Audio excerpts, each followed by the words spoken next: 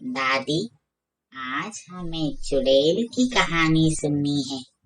हाँ हाँ दादी, मुझे भी चुड़ैल की कहानी सुननी है। चुड़ैल की कहानी? ठीक है, पर तुम लोग डरोगे तो नहीं? नहीं नहीं नहीं डरेंगे दादी, तुम बस चुड़ैल की कहानी सुनाओ। ठीक है, बताती हूँ। ये कहानी है लालपुर नाम के एक गांव की, जहाँ लोग बड़े आराम से एक साथ रहते थे। उसी गांव में चंपक सेठ अपनी पत्नी के साथ रहता था। उनके घर पर एक नौकरानी थी, जिसका नाम मोहिनी था। चंपक सेठ और उसकी पत्नी मोहिनी पर बहुत जुल्म करते थे।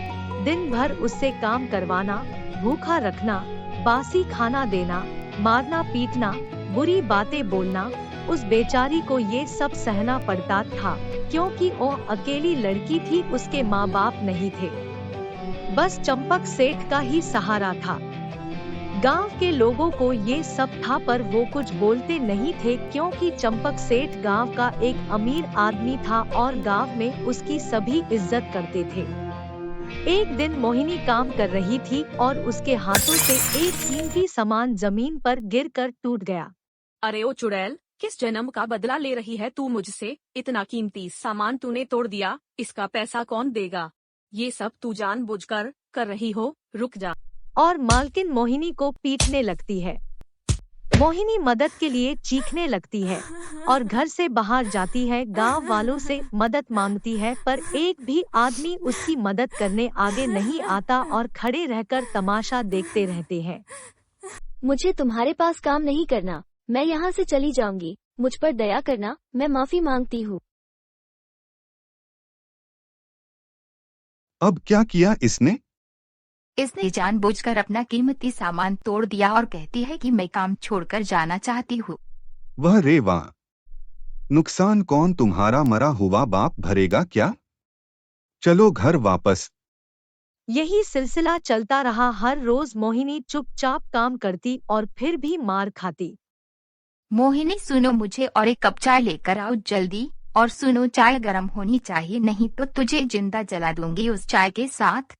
अरे ओ चुड़ैल, कहाँ मर गई तू? आ गई मालकिन, ये लो। कप में चाय तेरी माँ डालेगी क्या? डाल जल्दी। और चाय गर्म होने के कारण मालकिन के हाथों से चाय का कप छूट गया और पूरी गर्म चाय उसके ऊपर गिर गई। चुड़ैल, तूने जानबूझकर ये चाय गिराई है। मुझे मार डालना चाहती है तू? रुक जा, तुझे भी जलाती हूँ। नहीं नहीं मालकिन, मैंने जानबूझकर कुछ नहीं किया, मुझे माफ कर दो। नहीं नहीं मालकिन, मुझे मत जलाओ। बचाओ बचाओ बचाओ, कोई बचाओ। देखो देखो, मोहिनी खाना बनाते हुए जल गई। कोई बचाओ उसे, कोई बचाव। चलो चलो जल्दी चलो।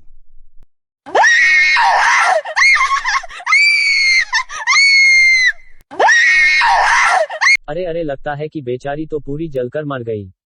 और कुछ महीने ऐसे ही बीत गए। मालकिन एक दिन अपने कमरे में सो रही होती है और सपने में मोहिनी को देखती है। उठ जा मोटी भैंस, देख मैं मोहिनी हूँ। मैं तुम्हें छोड़ूंगी नहीं, मैं बदला लेने वापस आऊंगी। याद रखना, जितना तुमने मुझे तरसाया है, सब चीजों का बदला मैं तुमसे लूंगी। तुम्हें मैं चैन से सोने नहीं दूंगी। मालकिन एकदम से डर के उठ जाती है। सुनो, उठो, जल्दी उठो। मुझे सपने में मोहिनी दिखाई दी। वो मुझे धमकी दे रही थी कि मुझे छोड़ेगी नहीं। मोहिनी तो मर गई है और मरे हुए लोग वापस नहीं आते। तुम परेशान मत हो। एक रात को गांव वाले पेड़ के नीचे गप्पे मार रहे थे और अचानक पेड़ पे मोहिनी चुड़ैल आ गई। ये हंसने की आवाज कहाँ से आ रही है? कौन है? मैं मोहिनी हूँ। तुम लोग भी गुनहगार हो। तुम लोगों ने मुझे मरता हुआ देखा, लेकिन कोई बचाने भी नहीं आया। अब मैं पूरे गांव को जला दूंगी। खंडर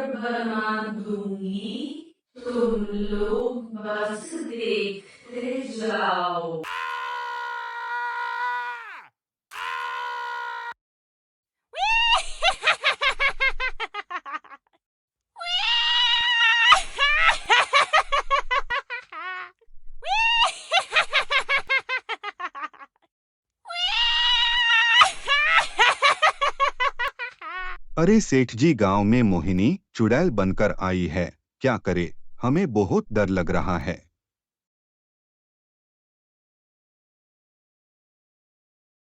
हमसे बहुत बड़ी गलती हो गई है, हमें माफ कर दो।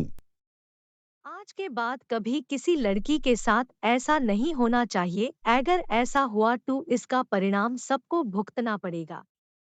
हर लड़की को जीने का हक है। इस बार मैं माफ कर देती हूँ, लेकिन दोबारा ऐसा हुआ तो मैं किसी को नहीं छोड़ूंगी।